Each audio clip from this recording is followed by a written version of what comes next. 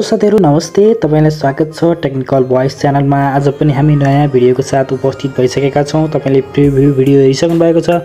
आज हामी एकदमै ट्रेन्डमा रहेको यस भिडियो बनाउन गइरहेका छौं। त्यसको लागि तपाई सर्वप्रथम CapCut एप्लिकेसनमा तपाई जानुपर्ने हुन्छ। CapCut एप्लिकेसनमा जानुहोला। त्यसपछि यो न्यू प्रोजेक्ट भन्ने अप्सनमा जानुहोला र क्लिक गर्नुहोला र तपाईको यस्तो प्रकारको इन्टरफेस आउने छ र यो फोटो भन्ने अप्सन रहेको छ। यो फोटोको अप्सनमा जानुहोला र तपाईले टोटल 6 वटा फोटो युज गर्न सक्नुहुन्छ। तपाईको या तपाईको साथीको जसको पनि तपाईले 6 वटा फोटो युज गर्नुहोला। जस्तो म 6 वटा फोटो युज गर्छु। 6 वटा फोटो प्रयोग गरिसकेपछि सिलेक्ट गरिसकेपछि तपाईले यो एड बटनमा टच गर्नुहोला। एड बटनमा टच गरिसकेपछि तपाईकोमा यस्तो प्रकारको इन्टरफेस आउनेछ र यो तलपट्टिकोलाई स्क्रोल गर्नुहोला हल्का र तपाईले यहाँ देख्न सक्नुहुन्छ फर्म्याट भनेर लेखेको छ। यो फर्म्याटमा टच गर्नुहोला र 16:9 भन्ने अप्सनमा टच गर्नुहोला र योबाट ब्याक आउनुहोला र तपाईले यो फोटोलाई सिलेक्ट गर्नुहोला र तलपट्टि यसलाई स्क्रोल गर्नुहोला र यहाँ एडिट भन्ने अप्सन रहेको छ। यो एडिट भन्ने अप्सनमा टच गरेर यसलाई रोटेट गर्नुहोला। त्यसरी नै हल्का यसलाई सारेर यो सेकेन्ड फोटोलाई टच गर्दा बित्तिकै तपाईले यसलाई पनि रोटेट गर्नुहोला। यसलाई हल्का सार्नुहोला र थर्ड फोटोलाई टच गर्नुहोला र यसलाई पनि रोटेट गर्नुहोला। यसरी नै सबै फोटोलाई रोटेट गर्नुहोला। रोटेट गरिसकेपछि हामी अरु काम गर्ने छौं बिस्तारै। रोटेट गरिसकेपछि तपाईले यो लास्टमा रहेको यो वाटरमार्कलाई चाहिँ तपाईले यसलाई चाहिँ डिलिट गर्नुपर्ने हुन्छ। त्यसको लागि चाहिँ यसलाई टच गर्नुहोला र यहाँ डिलिटको अप्सन रहेको छ, डिलिट गर्नुहोला। त्यसपछि सुरुमा आउनुहोला र सुरुको फोटोलाई टच गरेर तपाईको स्क्रिनमा फिट छैन भने हल्का जुम गरेर यसलाई फिट गर्नुहोला र सेकेन्ड फोटोलाई टच गर्नुहोला र तपाईको फिट छैन भने हल्का जुम गरेर फिट गर्नुहोला। त्यसरी नै सम्पूर्ण फोटोलाई फिट छैन भने जुम गर्दै फिट गर्दै गर्नुहोला। यदि तपाईको मोबाइलमा एकदम फिट छ भने चाहिँ तपाईले त्यो गर्नु पर्दैन। फिट छैन भने मात्र तपाईले त्यो गर्नुपर्ने हुन्छ। त्यसपछि तपाई चाहिँ पहिलो फोटोमा आउनु होला र हामीले पहिलो फोटोलाई ड्युरेसन राख्न गइरहेका छौं। तपाईले पहिलो फोटोलाई टच गर्नु होला र यहाँ तपाईले ड्युरेसन यहाँ देखाएको छ। यहाँ चाहिँ 3.0 सेकेन्ड भनेर देखाएको छ र तपाईले पहिलो फोटोलाई चाहिँ ड्युरेसन 3.6 राख्नु पर्ने हुन्छ। यसरी तपाईले पहिलो फोटोलाई 3.6 राख्नु होला। यहाँ ड्युरेसन देखाएको हुन्छ। 3.6 राखिसकेपछि तपाई सेकेन्ड फोटोमा आउनु होला। सेकेन्ड फोटोलाई चाहिँ 1.6 राख्नु पर्ने हुन्छ। 1.6 राख्नु होला र थर्ड फोटोमा आउनु होला। थर्ड फोटोमा आइसकेपछि यसलाई पनि 1.6 नै राखिदिनु होला। त्यसैगरी फोर्थ फोटोमा आउनु होला। फोर्थ फोटोमा आइसकेपछि तपाईले यसलाई चाहिँ 3.4 राख्नु पर्ने हुन्छ। 3.4 बनाउनु होला। धेरै भयो क्या 3.4 त्यसपछि चाहिँ पाँचौं नम्बर फोटोलाई चाहिँ तपाईले 1.6 राख्नु होला। 1.6 राख्नु होला र छैटौं नम्बर फोटोलाई चाहिँ तपाईले 0.9 राख्नु होला।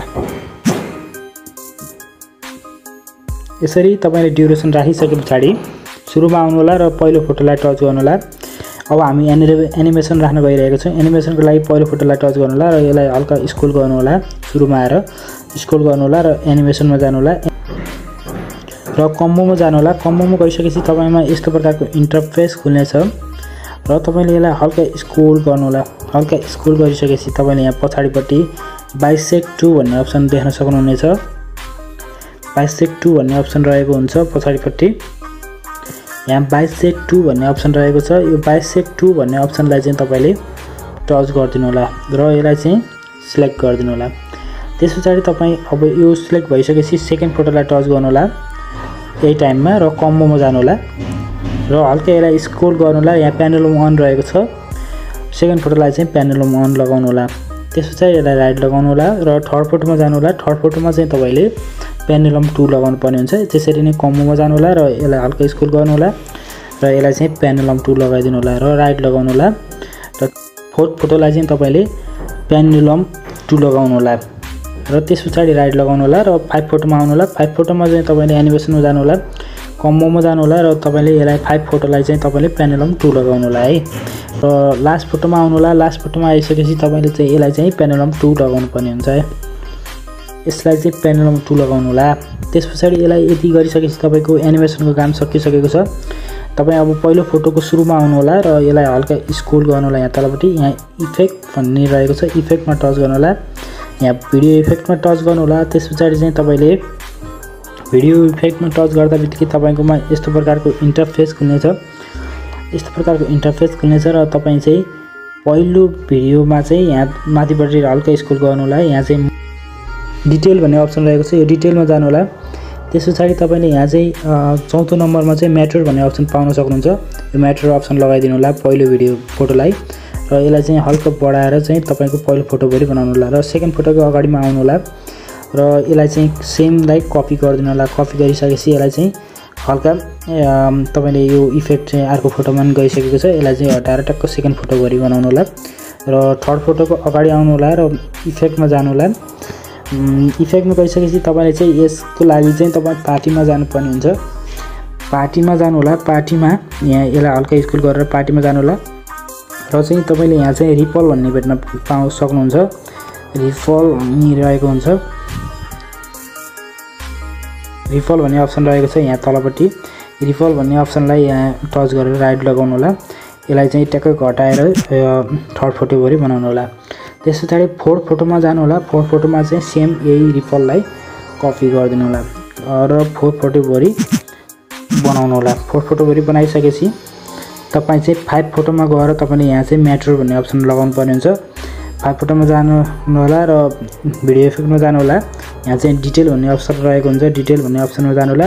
कसैकोमा मोड भनेर लेखेको हुन्छ, कोहीमा डिटेल भनेर लेखेको हुन्छ। यो मोबाइल अनुसार फरक पर्न जान्छ र यसलाई म्याटर भन्ने अप्सन लगाउनु होला र राइट लगाउनु होला र यो चाहिँ तपाईको 5 फोटोमा बनाउनु होला र 6 फोटोमा चाहिँ सेम तपाईले रिफल भन्ने अप्सन रहेको हुन्छ। भिडियो इफेक्टमा जानु होला। इफेक्टमा गएर भिडियो इफेक्टमा जानु होला। त्यसपछि चाहिँ पार्टीमा जानु होला। पार्टीमा त्यसपछि चाहिँ तल स्क्रल गर्नु होला अनि रिपल भन्ने अप्सन रहेको छ, यसलाई रिपललाई लगाउनु होला। यति गरिसकेपछि तपाईको लगभग काम सकिसकेको छ र तपाईले चाहिँ यसलाई चाहिँ तपाईले अब आफ्नो मोबाइलमा सेभ गर्नु होला।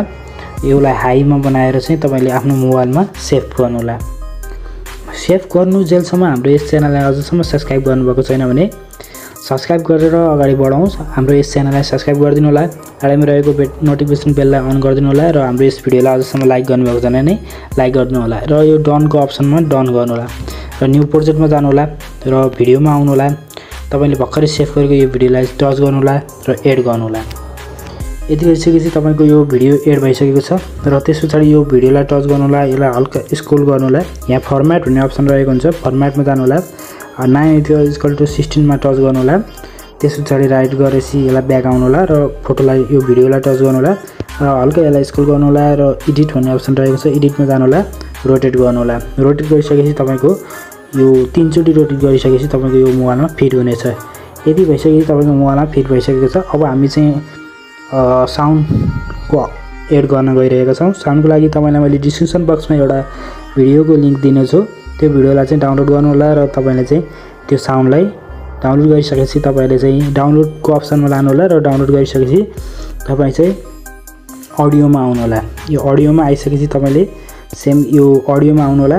अडियोमा आइसकेपछि तपाईले यो बक्समा आउनु होला, यो बक्स फोल्डर जस्तोमा र एक्स्ट्रा साउन्ड फर भिडियो भन्ने अप्सनमा टच गर्नु होला र मैले डाउनलोड गरेको त्यो लिंक तपाईलाई दिएको लिंक डाउनलोड गरिसकेपछि त्यसलाई सिलेक्ट गर्नु होला।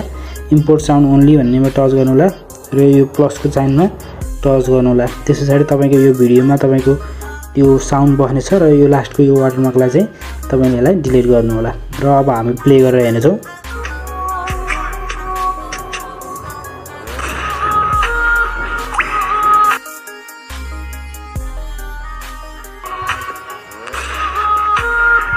देख्न सक्नुहुन्छ यति राम्रो तरिकाले तपाईको भिडियो बनिसकेको छ। तपाईले यो साउन्डलाई चाहिँ फुल बनाउन पनि सक्नुहुन्छ। यसरी चाहिँ तपाईले आफ्नो भिडियो बनाउन सक्नुहुन्छ। तपाईलाई आजको यस भिडियो कस्तो लाग्यो? सुझाव सल्लाह प्रतिक्रिया दिन नभुल्नु होला। आगामी दिनमा हामी यस्तै भिडियोको साथ उपस्थित हुनेछौँ। त्यतिन्जेलको लागि हामीलाई बिदा दिनुहोस्। नमस्ते। तपाईको दिन शुभ रहोस्। जय नेपाल।